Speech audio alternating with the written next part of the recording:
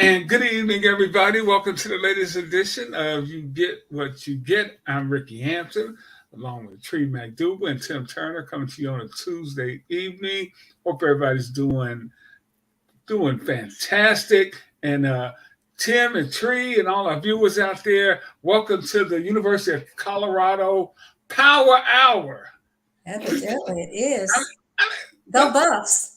But Tree and Tim, it is really remarkable how Colorado football has become the talk not only of college football but of the sports world. I don't know if there's anything that equates what has happened out there. It's only all because of one guy, Deion Sanders. I remember Tiger Woods bursting on the scene, and it was phenomenal what he did when he came on late in the fall of '96, and then going to win the Masters in his first professional major. But I don't know if that was as big as what we're seeing now with Tiger. Your thoughts? Start with you, Tim. Anything comparable, I think, would be like the Williams sisters along those lines, because it's like, everybody, it seems like Black America has adopted Colorado. I've seen people online, people I would think would never wear anything but their own school colors, decked out head to toe in Colorado gear. I'm just now catching up on sleep from Saturday night. The game ended at 2:00 in the morning. There are a lot of bleary-eyed folks up there in church, if they did in fact go to church, from watching that game, that double overtime game, because not everybody could hang the entire game. Some people just gave up on it and went about their business. And I know a lot of people did do that, but there's some of us who stayed up and watched the entire. They're down by 11. I could not let it go. I wanted to see the post game between he and Darrell, and it was really nothing. But this has captured everybody's imagination. Granted, it's going to be a rough 2 weeks for them now.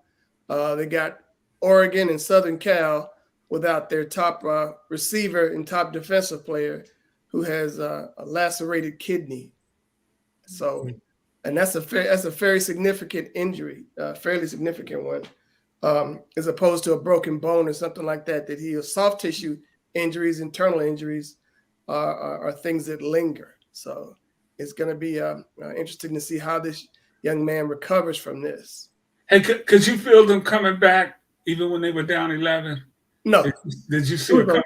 It was over. I'd gone. Matter of fact, I was watching it downstairs, and like when it down by 11, it was like, let me go watch the rest of this in bed on my phone, because they're stinking it up here. And then the comeback happened. I thought they didn't have a chance. And then you get up there, and Shadur after the game says, "Well, man, I just went into Brady mode." And then Tom Brady texts back saying, I want to go into Shadur mode. When you got it like that, he did really well in the second half, because I thought he was the reason they weren't playing well in the first half. I thought he was timid, indecisive, getting sacked. He never felt the pressure, and I thought that was a big thing. But it seemed as if when his top receiver went out, he assumed the mantle of leadership and pretty much carried them in the second half, or directed the offense in such a way that they put him in a position. The defense was never a problem. It was the offense that was the problem. And it's going to be interesting to see how they do this against Oregon this week, because Dan Lanning used to be the defensive coordinator at the University of Georgia, and he left after their first national championship. And so he's a defensive coach, and he's already made it personal by talking about how he didn't think that Colorado leaving the Pac-12 was that big of a deal, because they hadn't done anything, which is true. They hadn't done anything since the 80s. but nonetheless, What has Oregon done since he's been there? He's been there 2 years. So, Yeah. but he's an outstanding coach, and it's going to be interesting to see what they do there. And they got the front runner for the Heisman Trophy, and I think it's Caleb Williams, of the quarterback for SC, the next week. It's gonna that's gonna be fascinating to see how they go going forward. Hey, Tree, what is this Colorado mania? How have you seen this impact? Have you sat back and watched it? Well, it's got me watching. So I think it is, a little bit of people who doubted Deion. And then so people kind of rallied around that. And then kind of the trash talking by other coaches and other people, I think. And then to have them come back and win, to win those 2 games, and they won that one. What I think that's so fascinating out of all of this from last, weekend was the fact that not only did they win in overtime, and not everybody can hang Tim, but the story the next day was, how he made 1.2 million on sunglasses from that comment. And I thought, from the other coach's standpoint, you got to feel pretty bad, because not only did you lose the game, but you helped make this man $1.2 million in selling his sunglasses. So I think the mania is just, it's fun to watch. It's fascinating. They were perceived an underdog, and now they have shown that they can play and can compete. And, people were talking about Shador, that, he was playing well when he was at Jackson State, but now he's on this bigger stage, right? And so I think all of that together just makes it a really good story. I'm definitely a fan now. And, even though, I knew about Deion, I knew he played for the Falcons, I knew he played for the Braves. I didn't really watch that much, but it's something about this and this team that he's brought together that I think just kind of energized and made me want to go back and watch. I totally agree with you, Tree. It has been fascinating to watch. But man, the thing about this guy has been, we know he's prime time and all that, but behind all that, Tim, this guy is showing great leadership. He's instilling some character. He's looking for character players, and wanting his guys to do the right thing, play the right way. I'm going to run this video courtesy of ESPN, of a shot on wide receiver Travis Hunter, the acclaimed wide receiver and cornerback by Blackburn from Colorado State. It is no doubt a cheap shot. He got penalized for it. And in fact, I think it was 2 personal foul flags on that play. And Hunter is in the hospital now, as you stated earlier, with a lacerated kidney. And things were heated at that game. It's a rivalry game. And that just took everything to another level.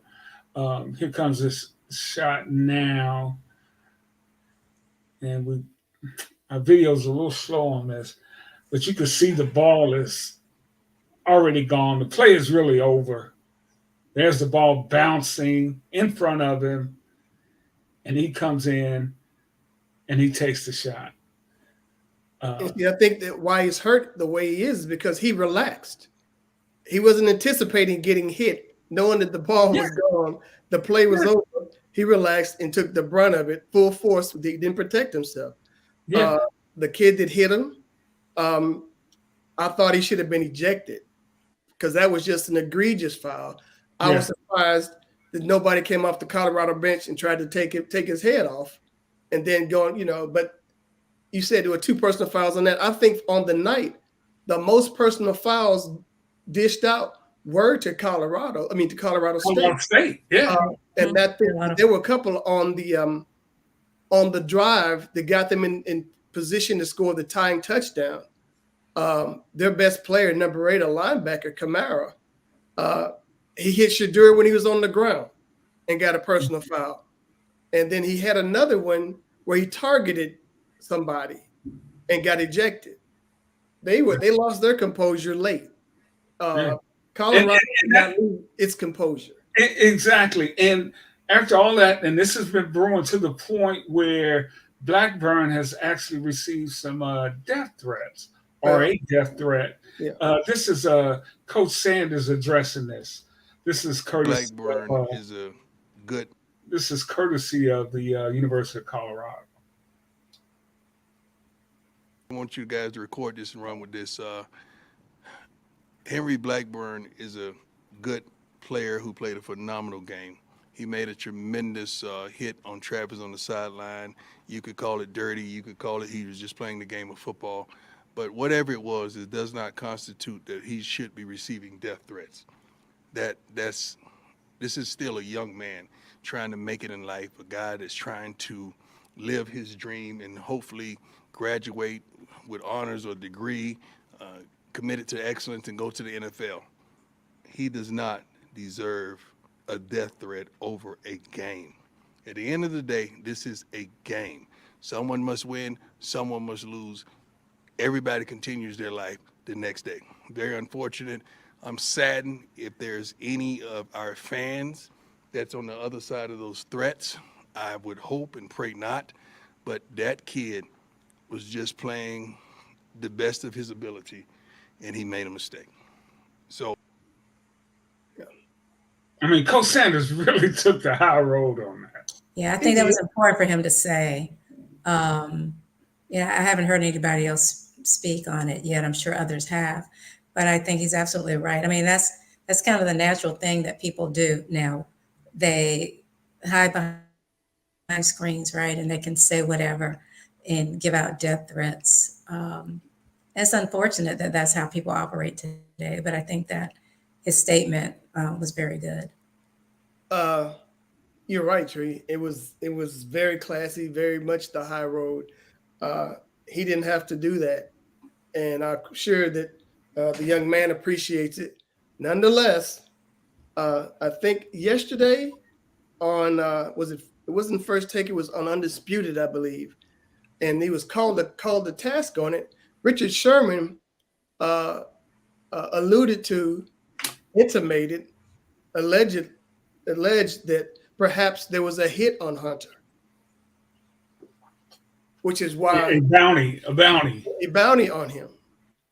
So when you have people like that who have a big megaphone of a platform stoking conspiracy theories and things like that, that doesn't help the situation.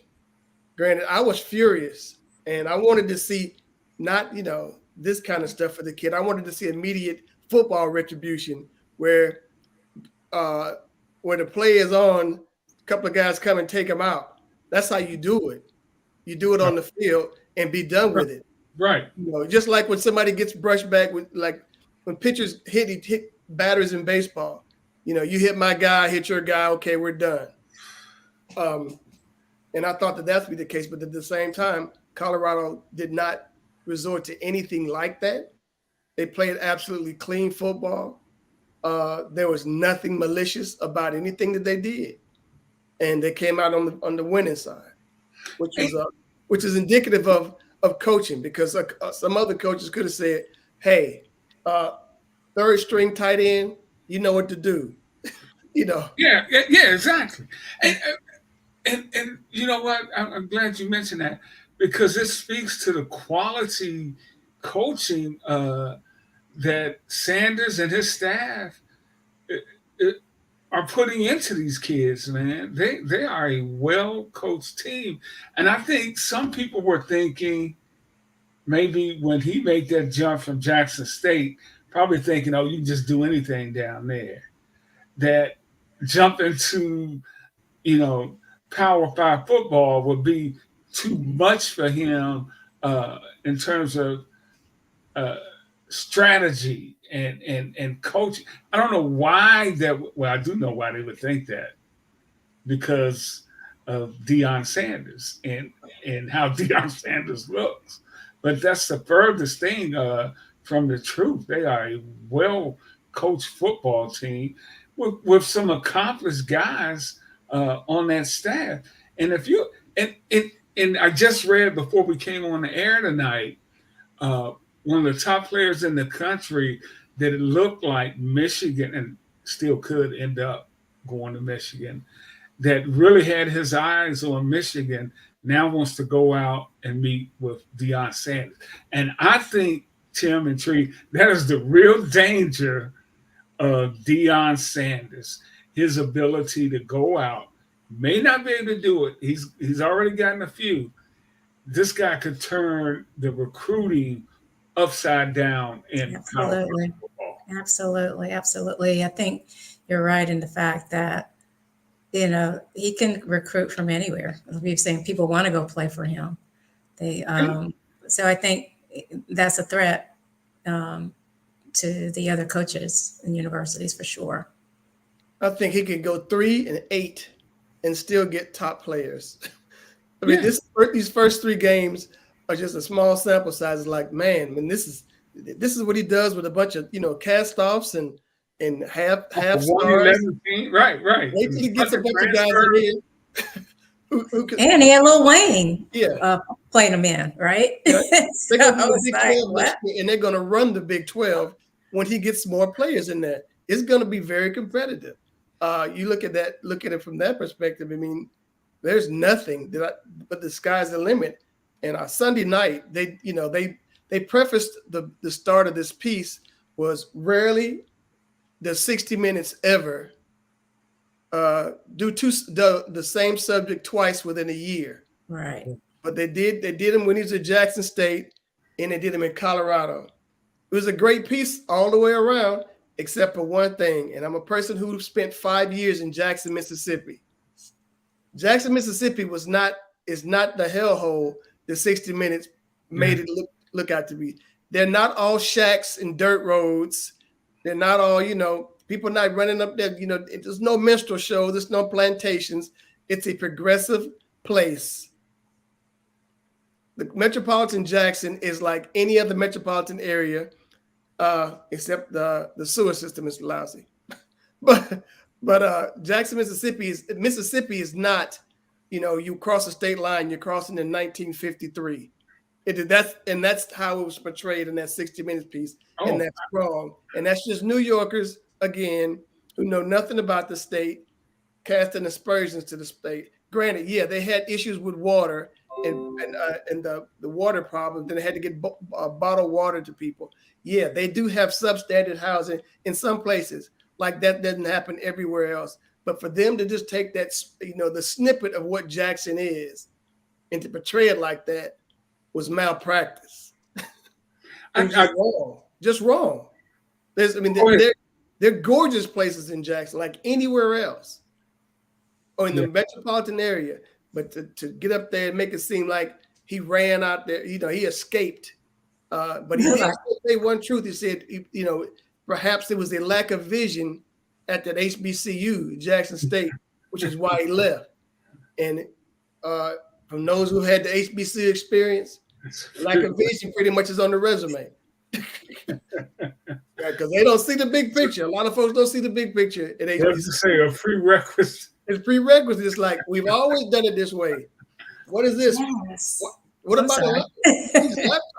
What's a laptop? We have typewriters here. It's that kind of mindset. So I'm quite sure Deion cast a vision that they couldn't see, but it's not like he left them high and dry. He took some of the players, but they have an outstanding athletic facility. He's elevated the stature of all of the HBCUs everywhere. Yeah. He's got everybody's playing on TV now, practically. Yeah, you got former pros. Yeah, I mean, you got former pros going. You got Eddie Robinson, Alabama State. You got Hugh Jackson at Grambling.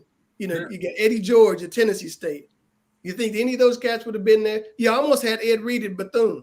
Yeah, in fact, Eddie George called Deion before he took the job and said, "What do you think about this opportunity?" And Deion told him to go for it. Yeah, there you go. Yeah, there you go. But Trey, I want you to jump in on what he was talking about in terms of the narrative that is so easily depicted sometimes about our communities and cities. You know, we get that same story here in Detroit. Some people come to Detroit, they think first thing they're going to do is get knocked in the head when they leave the airport. The furthest thing from the truth.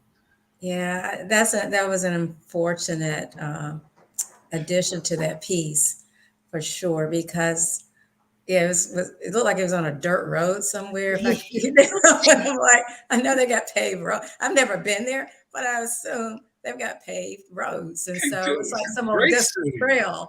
And Tim pointed it out to me. It didn't stand out at the time, but when you mentioned it to me, Tim, I immediately remember that image of this walking in this rural looking area that looked like they were trying to say this is where Black people live, or this is where we come from, or so. I don't know what the purpose of that piece was, but they could have showed the campus or any other locale, but they chose what looked like a dirt road, some backwoods dirt road of Jackson. Yeah, it looked like Harriet Tubman was almost like sitting on the porch or something, which was like, I'm like, what's up? And there's more to it was saying, what's up? What's up? Why are they doing that? Harriet Tubman. but you know what? The substance of that interview with Dion, I was just, again, I just was so impressed with the guy. And one of the highlights for me was when he talked about, the guy said, oh, you came in and you told guys they were going to have to get out of here. And Dion's like, yeah, you 1-11. We're gonna make some changes when you're 1-11. And then he talked about some kids were rationale. Yeah. And he said, if you let what we say, he said, I think Dion said, my job is to run you out of here. Something like along those lines. Mm-hmm. And I love the fact he said, man, if you're going to let me just say I'm going to run you out of here, I don't want you on my team anyway. I want the guy to say, okay, I'm going to show you can't run me out of here. Mm-hmm. I thought that was good. Yeah, and those who stayed have been a part of this resurgence of Colorado football. And another thing you're absolutely right about, Tim, they got a problem on their hands the next 2 weeks. But after that, they'll have some more opportunities to win. Right. And they're going to go from 1-11 to getting a bowl game. And right. they will have guys coming out. Even if they go 7-5 or something, they're going to have some guys. We want y'all to come play in our game. Anything over 1, it's gravy. I mean, they tripled last year's win total in 3 years.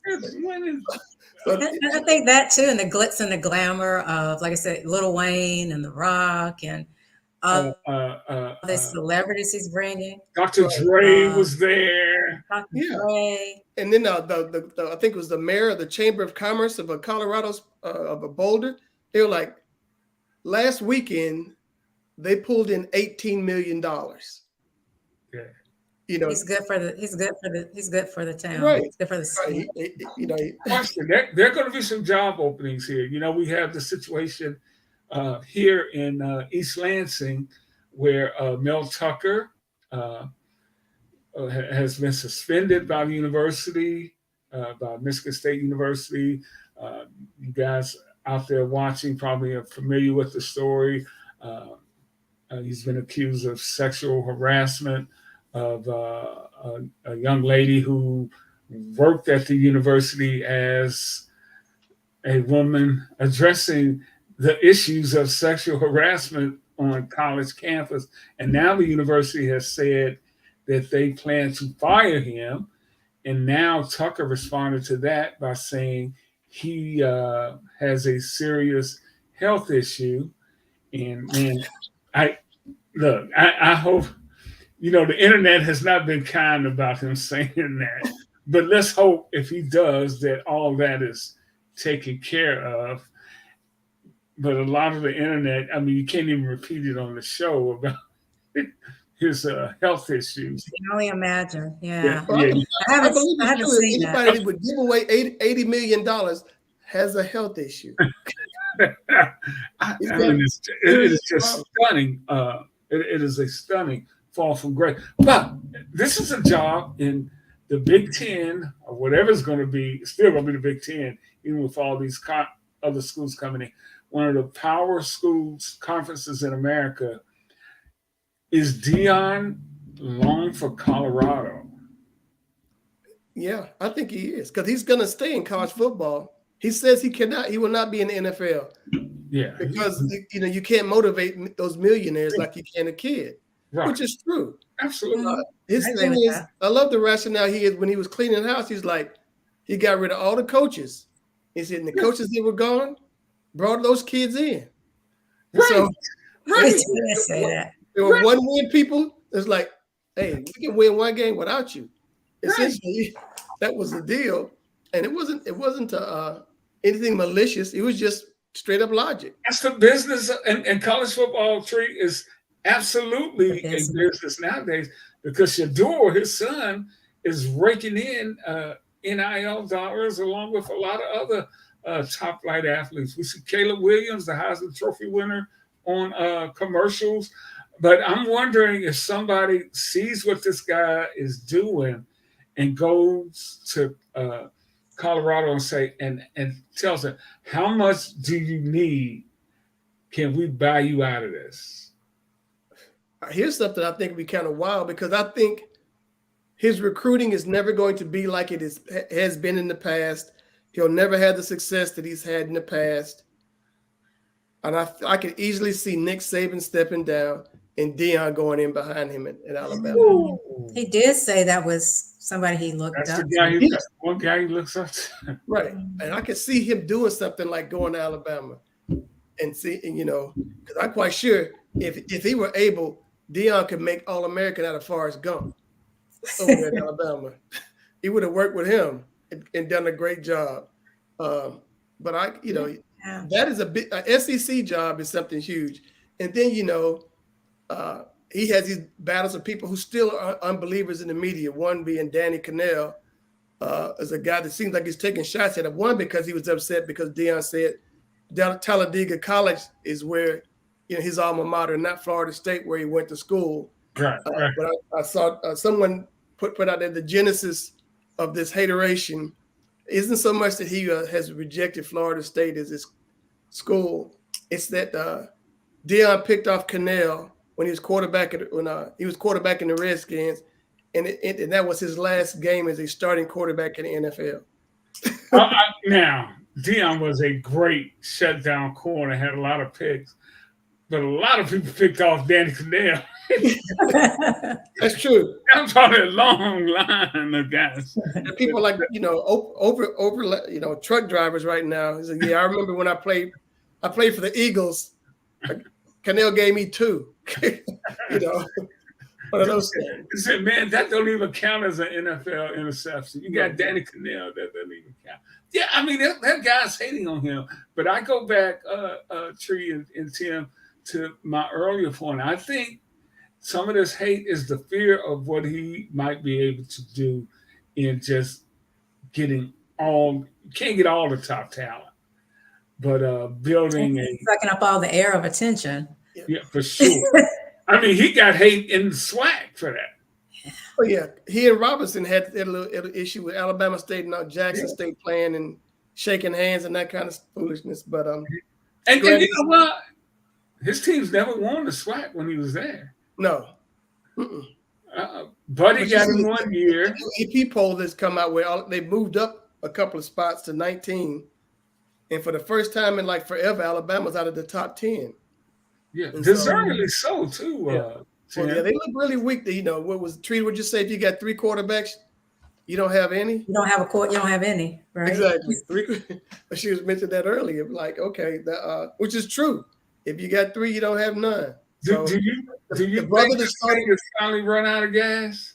Oh yeah, because everybody else is caught up to them.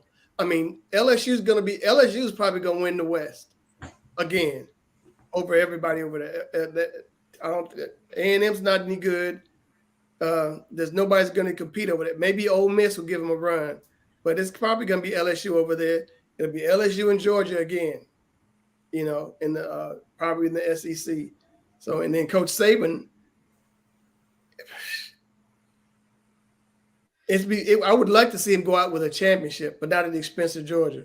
But I would love to see him, you know, go out on his terms like that, because he has been such a tremendous asset to college football.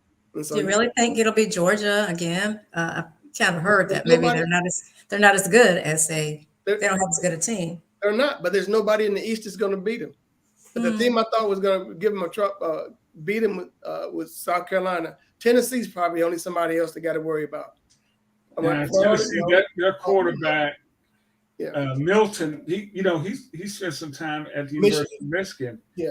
And I mean, he's got all the physical tools. He just has not been able to put it together.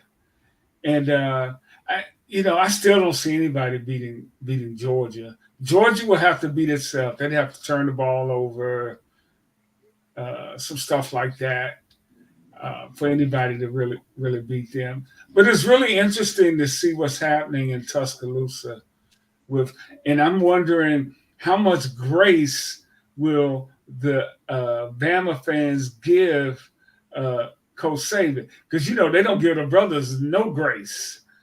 You a couple of losses, you gonna get the N-word tossed your way, and some nastiness on. Get ready for the N-word again this weekend, because the brother is back at quarterback, the one who started the season at quarterback, and I think they play at Ole Miss this weekend. Yeah. I'm not sure.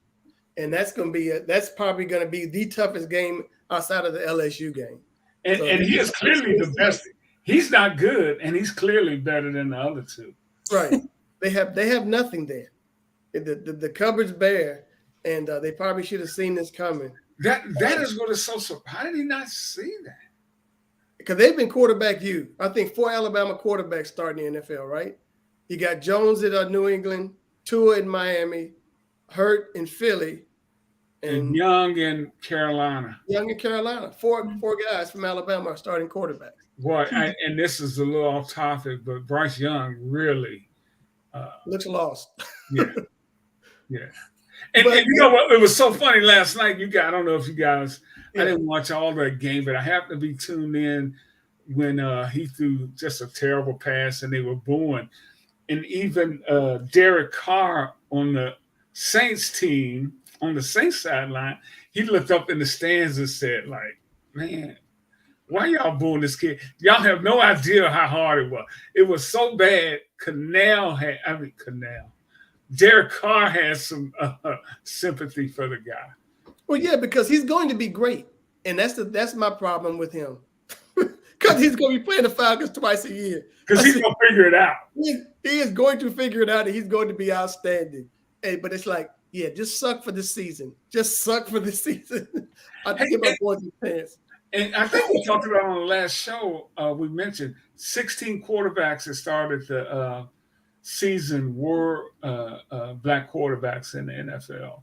Right. And you know what, guys? All of them are not going to play good, but all anybody's ever asked for the chance is to be able to go out there and either succeed or fail. And guys, put him on the bench. I mean, if you're a fan of a team, you don't care what color the quarterback is. You want the best guy out there. You want to bet they don't care? He's colorless while they're ahead. We know what color he is when he loses. Yeah. But you look at those 16 this weekend, how many of them were winners? I think Philly won. People were upset with Hurts because his own receivers were mad at him. They're like, Justin Fields, you're trash. They want to get rid of him. And I saw a side-by-side comparison today of him in his first 3 years and Mitch Trubisky. And Trubisky had better numbers all the way down. Man, Fields would not let go of the ball. Yeah.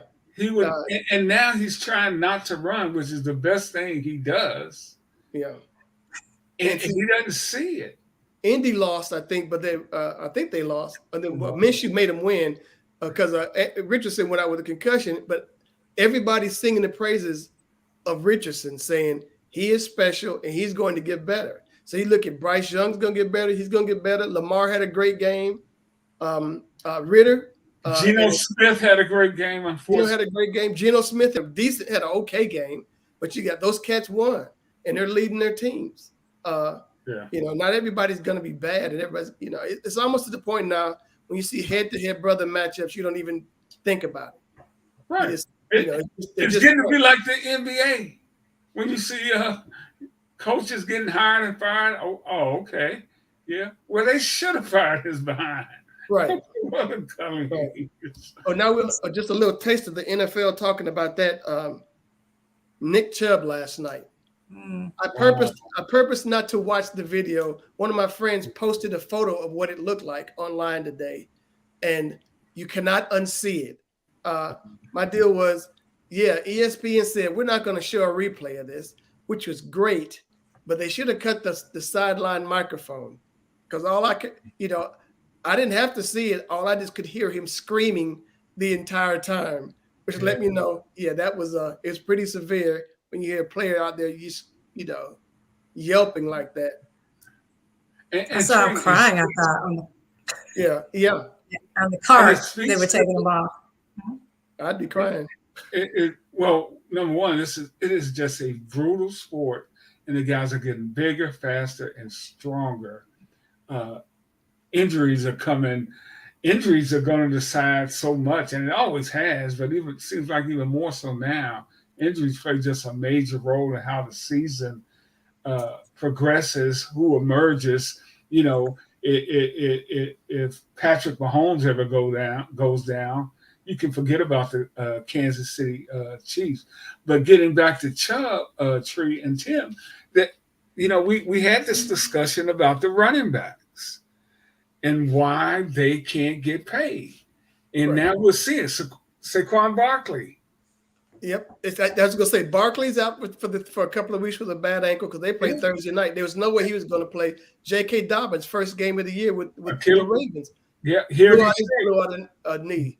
So David Montgomery, the guy they signed, gave a lot of money to. Detroit. He's hurt. He's out for probably a month or so. Well, they say he's day to day, but I mean, it's just I get why they're doing that with the running back. And the NFL had the nerve to bring out the point that some of these there was some rumor out there that that phone call the running backs had that they were going to fake injuries to ramp up their worth. And you have the fake injuries. You see these guys in the natural course of the game all have gotten hurt. Granted, it's like the Monday night curse. I don't know if you even want to be on Monday night football anymore, because there's like the last 3 games that they've had. The last game of the season last year, Damar Hamlin nearly died. First game this year, Aaron Rodgers goes out with a blown leg, Achilles, and then last night you have Chubb. So it's a doubleheader next Monday night. And the players keep complaining about the turf. The guys that generate when the men who generate your income, your whole entity are complaining about the surface they perform on. Why would the league not address that? But I'll go to the Players Association. Where are they on this matter? Great question. But it's the deal. 11 cities in North America, 8 of them, I think, in the U.S., are going to field World Cup or World Cup venues in 2026. FIFA makes it mandatory that every one of those surfaces be grass. Yeah. There's going to be Mercedes-Benz Stadium down the road is artificial turf. There will be a grass surface inside that dome stadium for the World Cup. And whatever, like in Jerry World out there in Arlington, Texas, there will be a grass field. And wherever these other cities that have fake grass, they're going to put grass out there. You know why? Because they want the World Cup. And they want that money. And it can be done. The NFL has the wherewithal to do it. The Cardinals have a dome stadium in Arizona, and they roll their grass in. Yeah, they slide the field in. But then again, it was like jacked up for the Super Bowl last year. Everybody complained about the surface. True. But I mean, there have been advances that will allow you to play on grass. and it just extends these guys' careers. It is not like back in the 80s and early 90s where they were playing on just green concrete. The surfaces they play on now are just so much better, but they're not grass. And that's the thing. You will attribute things to injuries. Last night's injury was on grass. Dobbins' injury was on grass, and I think Saquon was on turf. But two of the three of those season enders were on grass. So yeah, I mean, it's a brutal sport. Absolutely, and to me, the fact that everybody doesn't have guaranteed contracts, because today is a secondary payday. I mean, I think Mahomes just redid his contract where he again is the highest paid player in the NFL. He signed some sort of extension and some sort of money where they jiggled it around, but you kind of expected that because he's won a couple of Super Bowls, has been an MVP, and how could you have somebody who hasn't won a Super Bowl be the highest paid quarterback? Sure. And Kansas City shows they have the money. So if I'm Chris Jones, I'm kind of looking over to the side because they have yet to pay him the kind of money. They put him on a 1-year contract, and they just, again, gave Patrick the money. And you wonder how much money they'll have left to go around to pay other folks if it's all going to the quarterback. And these injuries are why we're always going to have an issue of these guys not getting guaranteed contracts. There's so few in the league now. You got a few. I think Kirk Cousins, his contract in Minneapolis is guaranteed. Some of these guys, some of the quarterbacks are getting some guaranteed money. But the guys that do the heavy lifting, I mean, I certainly feel for the plight of the running back, but I wouldn't give a running back a guaranteed contract. You're mean. Yeah, I can see why you wouldn't. Yeah, I mean, hey, Tim, I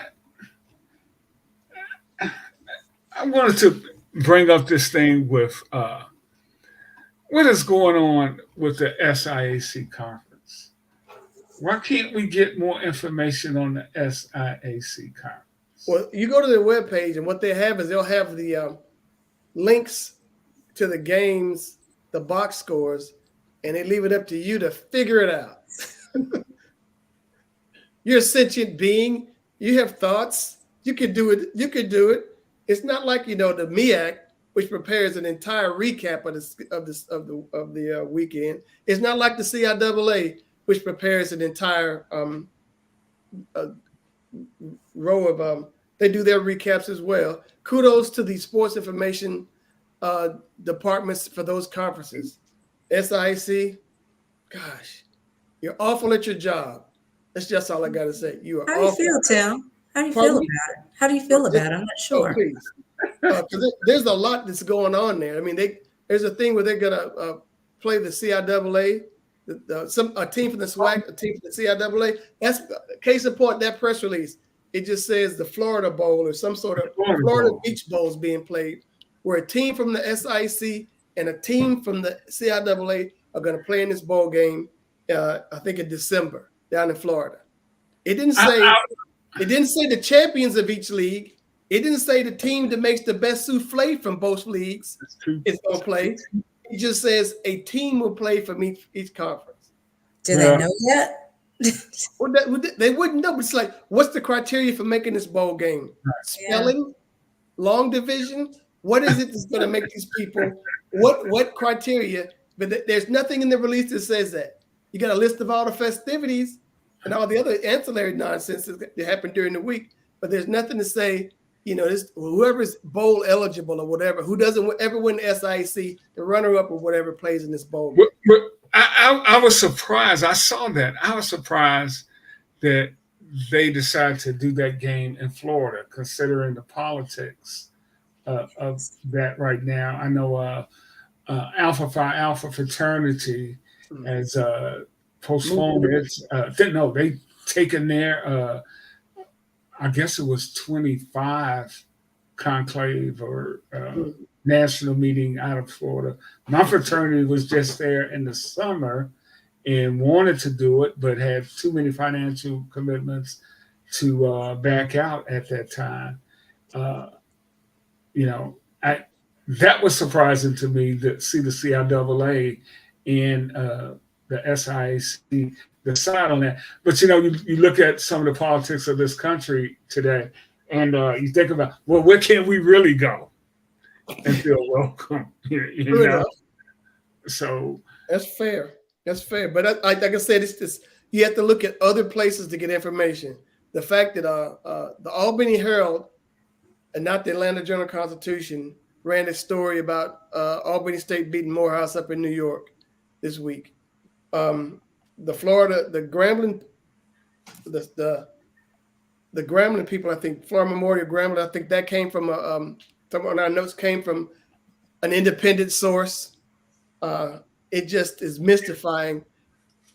Your athletic department, your sports is going to get you so many eyeballs. Case in point, how many people right now are considering going to the University of Colorado? yeah, Students. yeah. Who want to go to Boulder right now, who never even considered the place. It's because of the exposure. And I'm like, my goodness, you look at that stadium and you look at those Rockies behind it. You look at how gorgeous that place looks. It's like, yeah, this is where I want to go to school. I didn't even, I didn't know it existed. You see some kids that are like that because they're just thinking SEC staying home with mama or the Big Ten staying around, up there in those cold winters. But I wonder what doctorate programs they have there. Right, doctorate programs. Heck, I got one more year eligibility. I still got a year. I just want to go. Yeah. So that's what it is the best. It's a beautiful town. It's a great collateral for the school because it's like the guy that hired Deion did not have the money to pay him. Now he probably has too much money on his hands. I mean, think about the merchandise they're selling. They're making absolutely. Like I said, you got people here in Atlanta buying Colorado stuff. Wouldn't even think about it a week ago or 2 weeks ago, 3 weeks ago. And if you want your sunglasses, you got to go ahead and get your order in now. No, they're not selling them yet. You can go online and put your name in to get them. $67. So, you guys can afford that. Hey, another note about HBCU football. The Circle City Classic is going to be played this weekend at Lucas Oil Stadium in Indianapolis. And man, for a while, this was one of the premier classic games. I covered a couple of them during my days at Tennessee State when they were playing at the Hoosier Dome. You had 50,000, 60,000. It's going to be interesting to see what Mississippi Valley and North Carolina Central, what kind of draw they can get. It's the 39th annual Circle City Classic. I tell you what, North Carolina Central's got to be super tired. I think they went out to Los Angeles last week and got mollywopped by UCLA.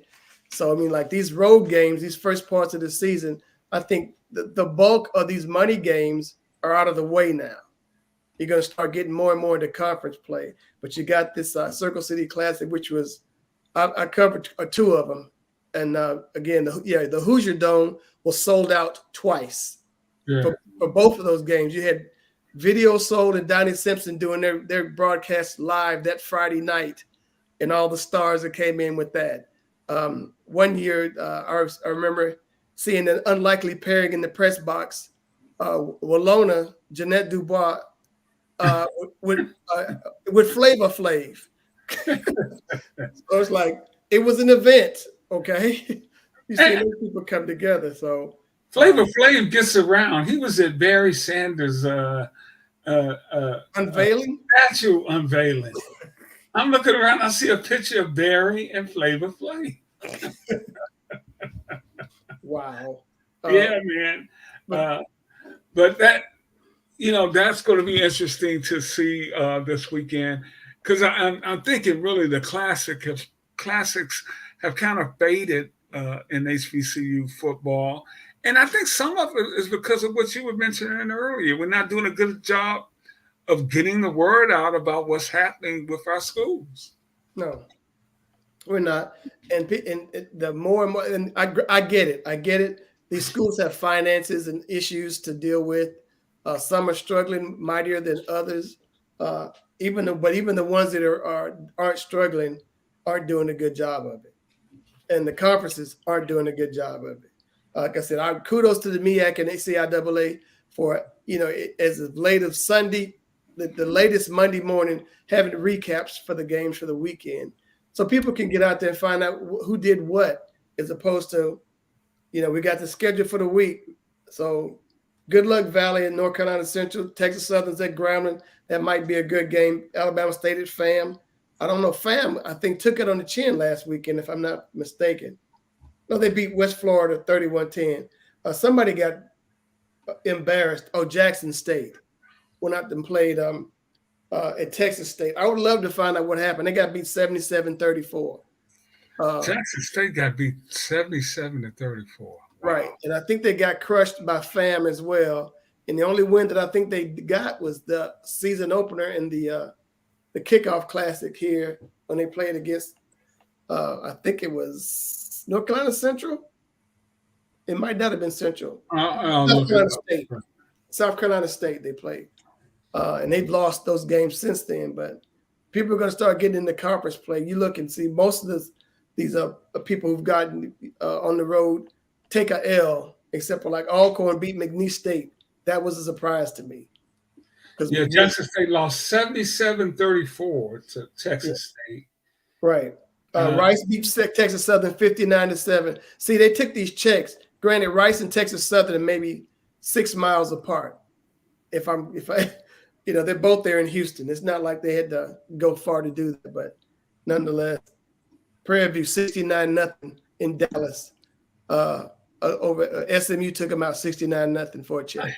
I just hate seeing that, man. Those scores just seeing that. And you guys always know my thing. So many of these schools are underfunded. I think I sent you guys a little thing today. Yeah, $2.1 billion. Yeah, and it's 16 HBCUs, state schools across the country that have been underfunded by their respective states. I wonder why, Tree. I'll never be able to figure it out. Good question. Because I guess they thought they could. Yeah. Would be one. It's baffling. I think we had already talked about Texas. But 12.6 billion in funding over the last 3 decades. So how are they going to recoup this money? They won't. We need to. Well, why talk about it if you're not going to do anything about it? Right. They won't. Well, we just got a couple more minutes here. I'm sure Tim is happy. The Braves that is a tremendous baseball team you guys have in Atlanta, Tim. Well, Ricky, they were on a 4-game losing streak before the night.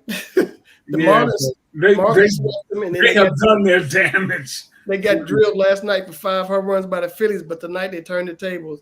But it's a good time to be in Georgia right now. The Falcons are winning, the Braves are winning, Georgia's winning. Well, the Falcons won't be winning after this weekend. So. Well, they play the Leos, and I have two fantasy league quarterbacks. I'm about to make a change. I'm going against my own interest. My starting quarterback the past couple of weeks has been Justin Fields, and I just think he's awful. So my other quarterback is Goff, and to start him against the Falcons is kind of painful.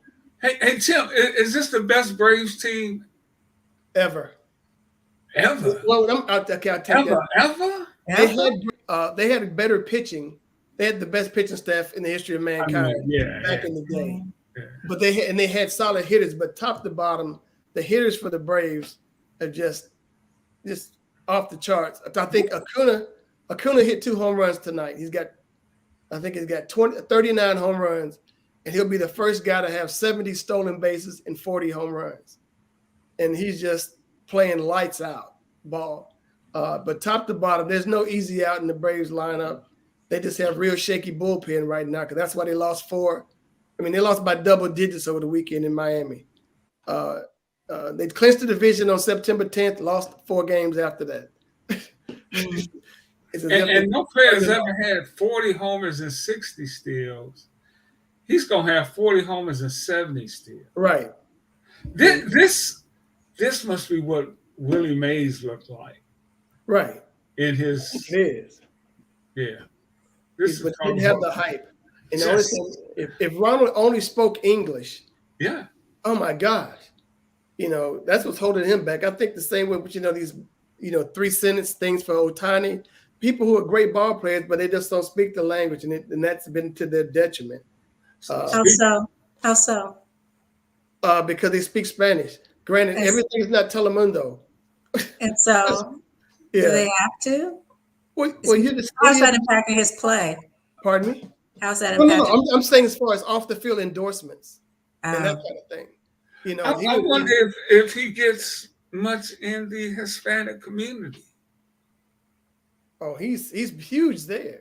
He's huge in his own country. Ronald is great. It's just like I said, I was thinking it hurts because he doesn't have an interpreter. There's no doubt about that. That's been the drawback so far. Yeah. But beyond that, he's flawless. He's fun. He's a great guy. Not everybody likes his home run trot, and they don't understand it. The Phillies radio announcers called him a hot dog the other night. What he does, he'll hit a home run, and then out in the bullpen, he acknowledges the people in the bullpen. He'll do his little wing flap and let him know that they see him. And but one of the Braves pitchers says, like, if you don't like it, get him out. If you can't get him out, admire him. If you can't admire him, shut up and let everybody else enjoy the show. Good point. We're tripping. Yeah. Any final thoughts, Tim and Sri, before we get out of here? Tim, where's your team playing this weekend? One moment. I didn't get that. Could you try again? That's interesting. Yeah. I don't know who's. Whose phone is that? Well, let's try it again. Where's your team playing again? That was Siri. Siri was getting up here butting in. I know. Ricky, where's your team playing then? While he's looking it up. I don't know where the Panthers are this weekend. I'm sure they're hoping they could play Morehouse again, but got to play somebody else. I'm looking at this weekend's schedule. I don't see them on the schedule. The game, the HBCU game that stood out for me this weekend was really just a Circle City Classic because I'm just interested to see what they can do. But those games were best when you had I guess you would call them the blue bloods of Jackson State, Tennessee State fam. Yeah. Those guys, you got to put one of those people in that game to make it about something. Yeah. Yeah. So I will say that I have a Morehouse shirt, but Ricky, I don't believe I have a shirt to represent your university. So you know what? I can take care of that, my sister. When you come to visit. When we come to Savannah, I will be bringing a VUU shirt for sure. Because I like winners. You want one too, Tim? Pardon me? Do you want one too? Wait a minute. Is it? At least we got the same colors, so. Well, I want to make sure it's microfiber, so I have something to wipe my car down with. Hey man, this has been a great conversation. I really enjoyed the show. We're here on YouTube, and please check us out. Continue to support us as we try to build this hour. But for my friend Tim Turner and Sri McDougal, I'm Rick Hampton. All right, be kind, everybody, and be nice to each other. You too. Peace.